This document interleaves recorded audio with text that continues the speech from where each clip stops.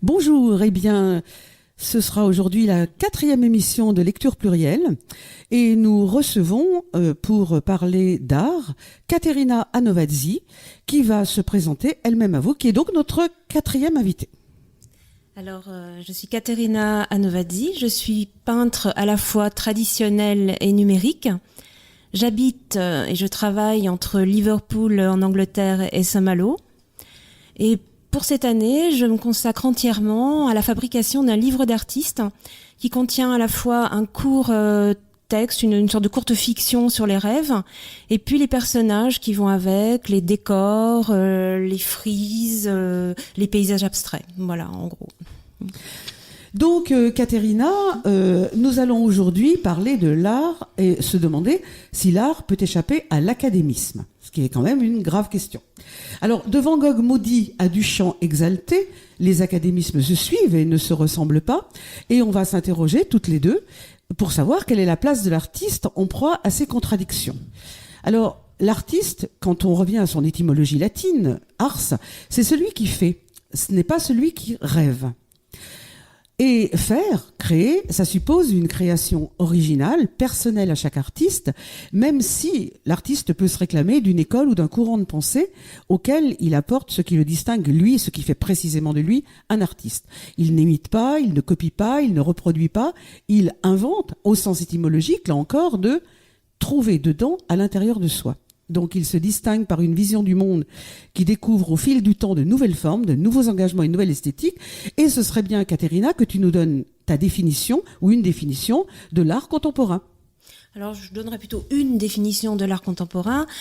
C'est grosso modo l'art qui est apparu depuis l'après-guerre.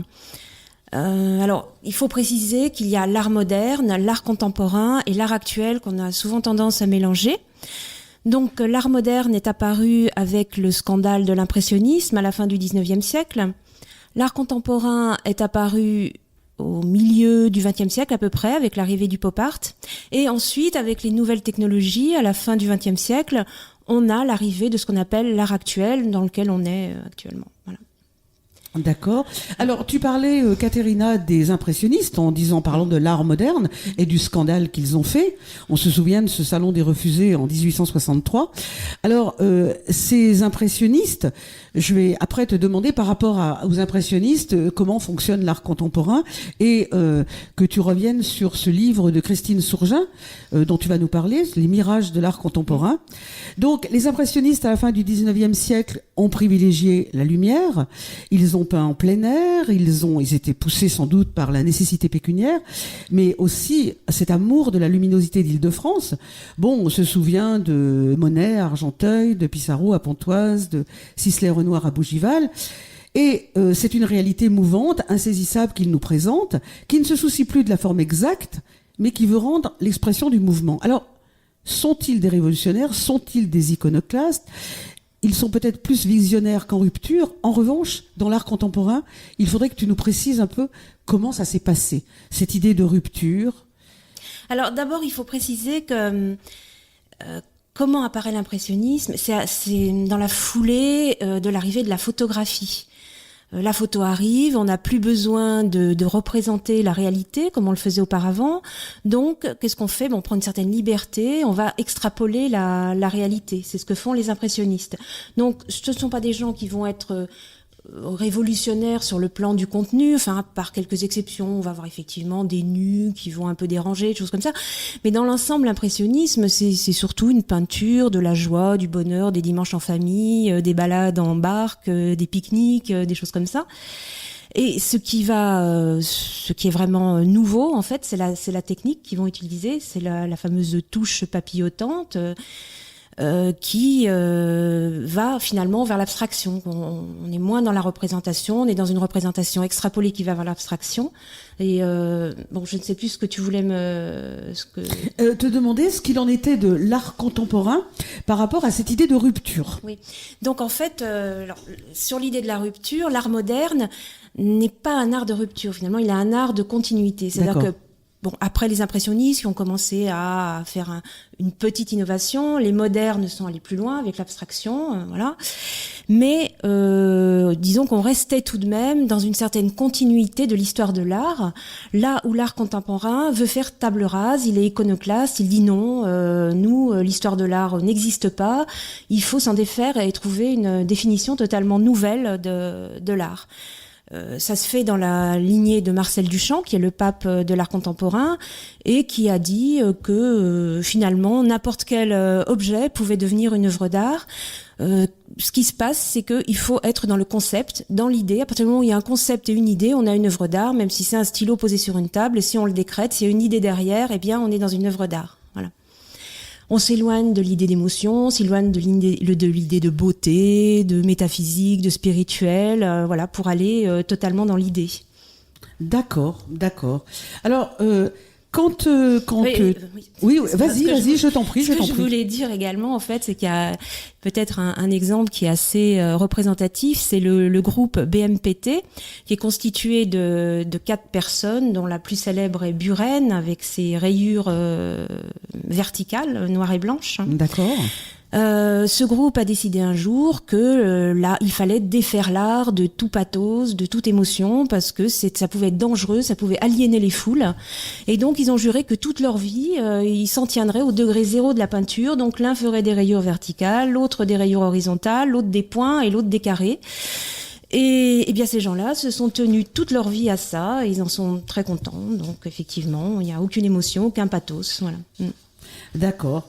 Alors, sur le plan, si on revenait, par exemple, à cette idée d'engagement, j'arrive à ça avec Émile Zola, qui était un fervent défenseur des impressionnistes, et qui leur a reproché leur indifférence sociale. Alors, comme tu le disais, c'est plutôt la peinture du bonheur, et c'est peut-être d'ailleurs pourquoi le héros Claude Lantier, le héros de l'œuvre, puisqu'on va évoquer aussi cette œuvre de Zola, n'achèvera jamais son tableau, peut-être parce qu'il n'a pas su saisir cette modernité qu'il revendiquait.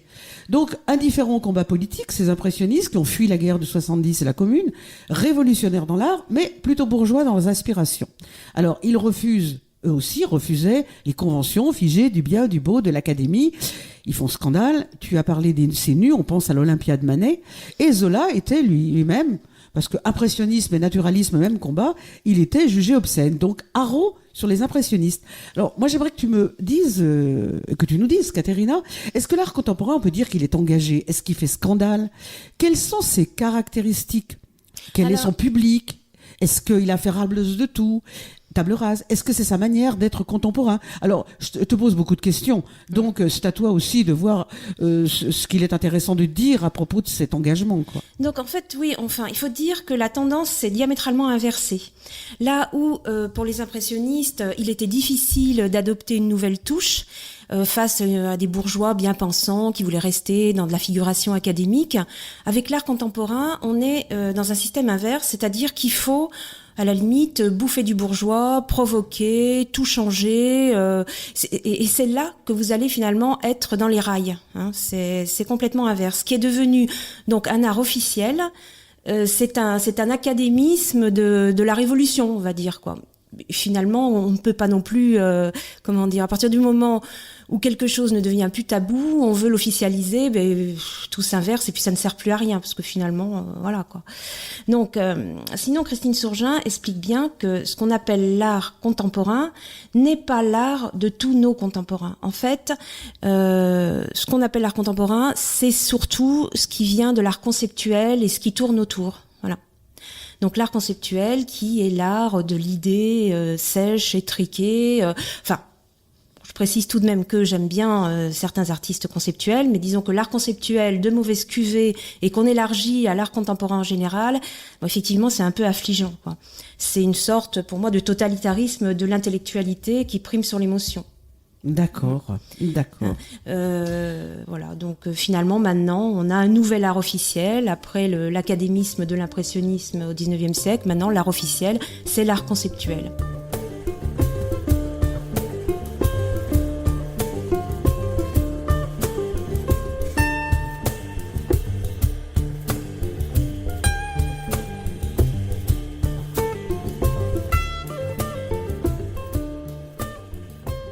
c'est assez paradoxal quand même que on se défait de tous les académismes pour revenir au fond à un autre académisme, parce que cet impressionnisme qui avait été très très décrié, notamment je repense à ce critique d'art Leroy dans Charivari, qui avait dit des choses épouvantables. J'ai trois lignes là qui me paraissaient intéressantes, qu'il disait mais ces tâches ont été obtenues par le procédé qu'on emploie pour le badigeonnage des granites de fontaine. Pif, paf, vlan, vlam, voilà comme je te pousse, c'est inouï, effroyable. J'en aurais un coup de sang bien sûr.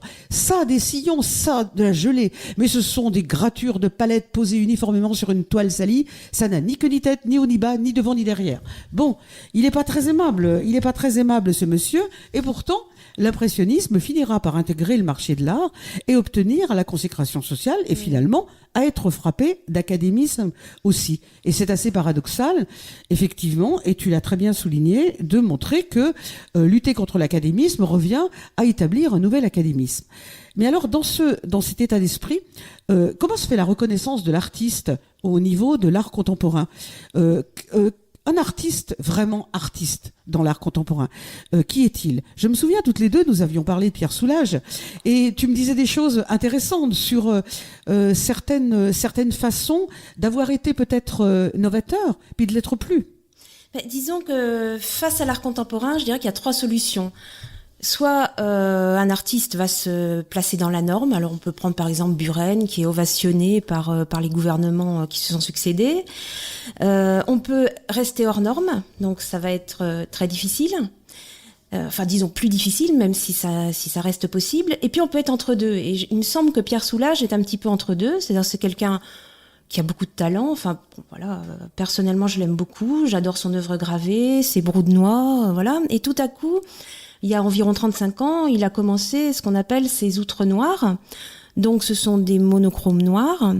Je me pose une question, est-ce que, en tant que peintre, on peut se lever tous les matins pendant 35 ans et faire un badigeon de noir ? Voilà. Est-ce que c'est sincère ? Est-ce que vraiment on se lève fou d'extase pour faire ça ?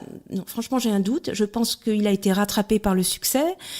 Par l'argent aussi, par l'ego. Moi, j'étais étonnée de voir à quel point on lui avait fait une publicité pour sa dernière rétrospective à Beaubourg avec alors il y avait des immenses affiches partout dans Paris. On voyait à peine un tableau, mais on voyait Pierre Soulages en pied, habillé, costard cravate. Enfin, pour moi, ça me faisait penser plus à une publicité pour un concessionnaire BMW que pour de l'art, quoi. Et effectivement, j'ai insisté parce que j'aime beaucoup Pierre Soulages. Je suis allée 2 fois à cette rétrospective et 2 fois vraiment, je n'ai ressenti mais aucune émotion. Et pourtant, je n'ai rien contre les monochromes. J'aime les monochromes de Klein.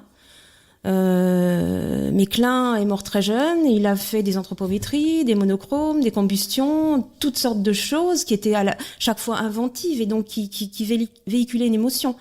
Moi, la salle des monochromes bleus et roses de sa dernière rétrospective à Beaubourg, qui est maintenant assez lointaine, j'étais émue, j'en avais la larme à l'œil, alors que je m'attendais pas du tout à pleurer devant un monochrome, vraiment, voilà. De même que pour Malevich, c'est pareil. Malevich a fait de la figuration. Il est ensuite retourné à la figuration après le carré blanc sur fond blanc. Bon, il a trouvé quelque chose avec ça. Voilà. Donc, pour dire que je n'ai rien contre le monochrome, mais que franchement, ceux de Soulages, je comprends pas, quoi. Alors, tu parlais justement de Malevich et de son carré blanc sur fond blanc. C'est vrai que c'est très très séduisant intellectuellement. Au bout d'un temps, revenant du Met, là, il y a des choses qui m'ont quand même paru avoisinant, notamment quand j'ai visité le Guggenheim, ce musée qui a une très très belle architecture. L'architecture, c'est sublimissime ce qui se passe là-bas. Bon, maintenant, entre art et escroquerie, quelquefois, on sait plus trop bien où se placer. Et c'est vrai que cette reconnaissance de l'artiste, c'est intéressant ce que tu nous en as dit, en disant notamment que l'art contemporain n'est pas unique et qu'il faut pas arriver à un totalitarisme.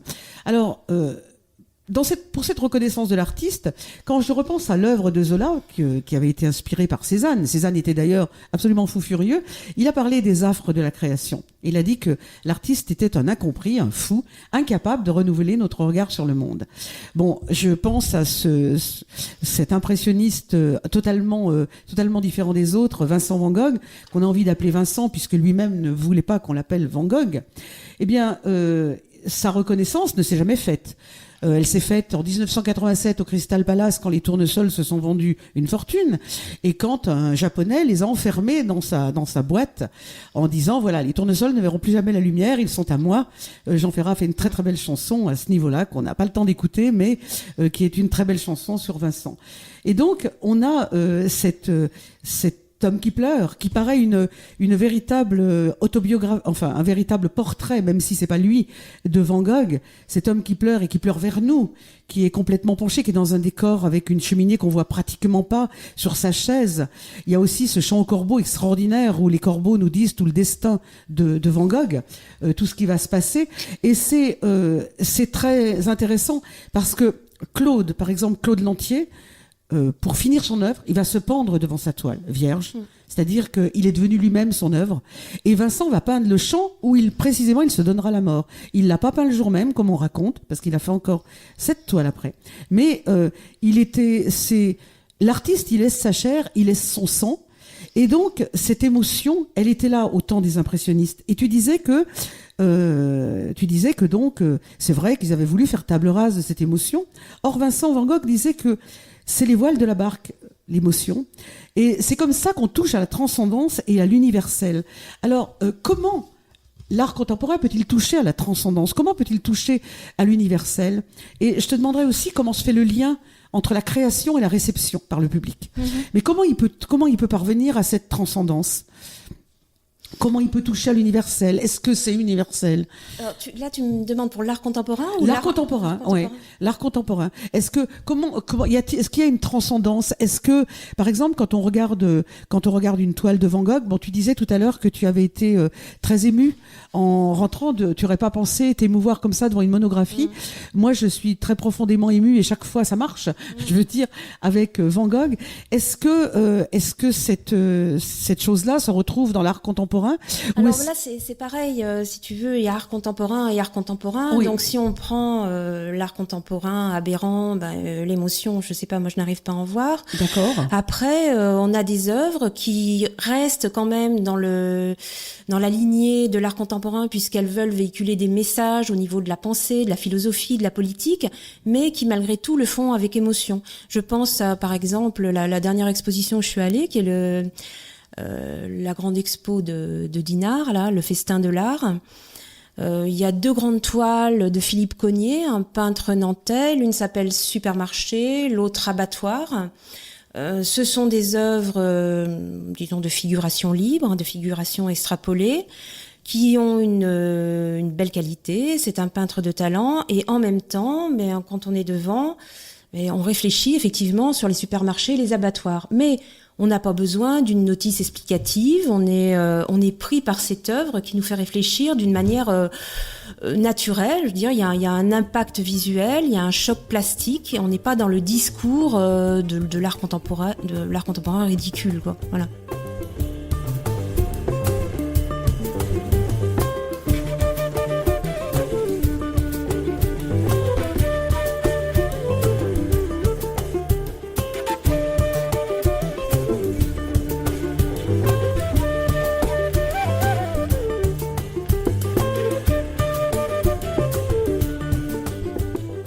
La réception de cet art contemporain, les gens qui le reçoivent. Tu me disais qu'il y avait plusieurs manières de recevoir l'art contemporain parce que tu vois, Caterina, les gens qui nous écoutent, il y en a qui vont être très, qui sont très adeptes de l'art contemporain, et puis il y en a qui disent pour qui c'est vraiment de l'escroquerie. Et ce sera intéressant que tu nous dises comment est le public de cet art contemporain, le public des impressionnistes. Alors, on le connaît bien maintenant. Disons qu'il y a à peu près 4 cas de spectateurs de l'art contemporain.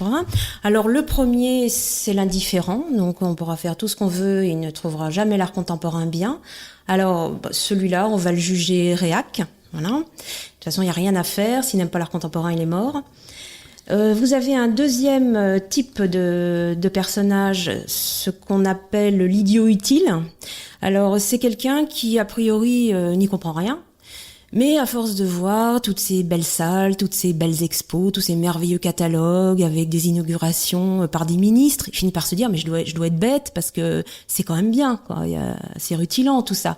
Alors petit à petit, il finit non pas par devenir un agent vraiment actif, mais paraître ce qu'on appelle l'idiot utile. Voilà. Troisième cas, alors c'est la personne qui joue le jeu, qui l'art contemporain c'est bien, qui est tout à fait prête à jouer la fashion victime. Puis alors l'inconditionnel de l'art contemporain, alors Christine Sourjean nous explique que c'est généralement une femme donc d'un certain âge qui a élevé ses enfants et qui sait pas trop quoi faire. Alors elle dit bon, la politique c'est pas trop mon domaine. Les œuvres de bienfaisance, c'est un peu passé de mode, ça fait un peu dame patronesse. Donc l'art contemporain arrive là et c'est parfait. Elle va se lancer éperdument dans cette quête. Elle va révolutionner les provinciaux et faire que la France profonde comprenne enfin l'art contemporain, quoi, qui était un petit peu ridicule. Voilà. C'est intéressant que tu nous dises ça parce que nos auditeurs vont forcément voir dans quelle catégorie ils sont.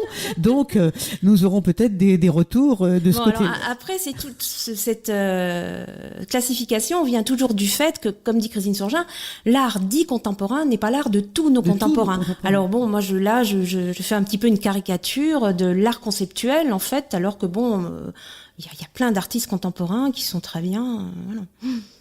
Alors, elle parlait de mirage. Si un artiste aujourd'hui veut être libre, comment ça se passe pour lui aujourd'hui s'il veut être libre? Et pour revenir à toi, puisque tu es l'invité de cette émission, comment vis-tu ta vie d'artiste contemporaine, puisque tu n'appartiens pas au 19e, tu n'es pas impressionniste. Autrement, tu pourrais me faire un très beau Van Gogh. Voilà. Comment vis-tu ton art? Et es-tu libre dans cet art? Te veux-tu authentique? Qui est Caterina Anovazzi, l'artiste d'aujourd'hui? Alors, en fait, ce qui se passe, c'est qu'aujourd'hui, il y a deux grandes tendances. L'art contemporain, des bureaux, des administrations sélectionnent des artistes dans des salons, dans des expositions, qui sont extrêmement fermés en fait. Si vous ne faites pas partie de ce type de milieu, vous n'allez pas y rentrer. Voilà. Et puis de l'autre côté, alors il y a l'art contemporain a engendré finalement quelque chose d'étrange, c'est-à-dire que comme il a dit tout est art, tout le monde est artiste, toute chose est une œuvre d'art. Finalement, le grand public a interprété ça comme bah oui, à force de nous dire ça, tiens, pourquoi on serait pas artiste? Donc tout le monde s'est mis à faire un petit peu tout et n'importe quoi et à se prendre pour un génie, ce qui se passait pas avant, quoi. Oui. Donc aujourd'hui, on assiste à une flambée des amateurs sur le marché. Et c'est vrai que là, les artistes contemporains hors circuit conceptuel et non amateurs sont un petit peu coincés entre ces deux univers. Vous allez aller dans les salons art conceptuel classique, vous ne serez jamais pris parce que ça n'a strictement rien à voir avec ce que vous faites. Et dans les salons classiques, maintenant, vous avez une pléthore d'amateurs qui noient la vision du spectateur, qui modifie un peu le marché, quoi. Voilà. D'accord. Mais bon, malgré tout, il est possible d'exister et de se tenir à ce qu'on a à faire, quoi. Bon, voilà. J'ai deux toiles de toi à la maison que c'est pas tes estampes digitales, mais que j'aime beaucoup. C'était bien, c'était une vraie rencontre. Je vais te demander, puisque nous arrivons bientôt à la fin de notre émission, je voudrais savoir s'il y a une œuvre dans l'art contemporain qui te séduit particulièrement, une œuvre que tu aimes beaucoup. Alors, je parlerai plutôt de l'œuvre. J'ai choisi deux artistes peintres, en fait, parce que bon, je précise que j'aime aussi les installations, les performances, les happenings, les ready-made, mais bon, là, je vais me tenir à la peinture. Donc, j'ai sélectionné deux peintres. Kim En-jong, qui est un peintre dominicain coréen. Donc, pour sa peinture qui est guidée par le spirituel et qui m'émeut beaucoup. Et un deuxième peintre, qui est Gérard Garouste. Alors, Kim En-jong est abstrait. Gérard Garouste fait partie de la figuration libre. Et lui a une peinture qui repose sur le psychanalytique et le spirituel. Bon, voilà, moi, ce qui m'émeut, c'est souvent un peu lié soit au domaine psy, soit au domaine spirituel. D'accord. Psychanalytique et spirituel. D'accord. Tu peux nous redire le nom de ces deux peintres? Parce que c'est important que des gens puissent aller voir. Kim En-jong, voilà. D'accord. Kim En-jong qui fait une peinture gestuelle, qui est dans la lignée de l'abstraction lyrique. Donc, ce sont des grands mouvements à l'huile. sur des toiles qui sont souvent mouvantes, flottant dans l'air. Et alors sa particularité, c'est qu'il est aussi bien exposé dans les grands musées internationaux que dans les couvents, les églises. Bon, c'est assez particulier. Et aussi, il fait du vitrail, de la céramique, toujours avec ces mouvements. Pour lui, c'est la lumière réelle, la lumière intérieure qu'il exprime comme ça. Et alors, très rapidement, le nom du second. Alors, le second, c'est Gérard Garouste. C'est un peintre que, si certains veulent le découvrir, ils peuvent lire son autobiographie, L'Intranquille, où il raconte une jeunesse très complexe, voilà, qui était à l'origine de sa peinture. Il a des problèmes, il a des gros problèmes psychiatriques, ce monsieur, mais qu'il a résolu à travers l'art. Eh bien, je pense que nous avons parlé donc de l'académisme dans l'art aujourd'hui, et c'était un moment de plaisir. Je remercie Caterina d'avoir été là. Caterina qui va faire des portes ouvertes au Nouveau Monde à partir de vendredi. Donc vous pourrez aller voir son œuvre. Et nous retrouverons vraisemblablement le 8 septembre. Alors je serai en compagnie d'Hélène Breslec pour parler de l'homme faiseur d'inhumanité. C'est tout un programme et nous verrons comment il y a une nouvelle manière d'être humain en créant l'inhumain. Ce sera un sujet tout à fait différent.